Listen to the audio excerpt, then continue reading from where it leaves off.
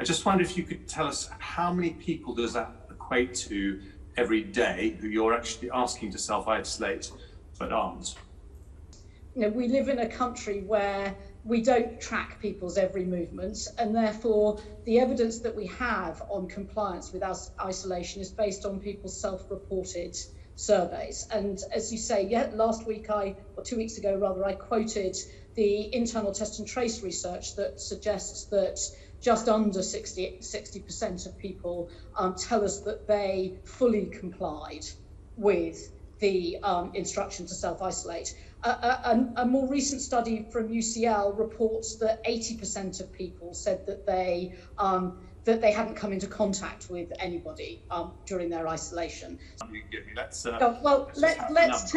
let's take last week's total number of cases and contacts at circa 700,000 people, so circa 100,000 people a day, so circa 20,000 people a day would not be coming into contact.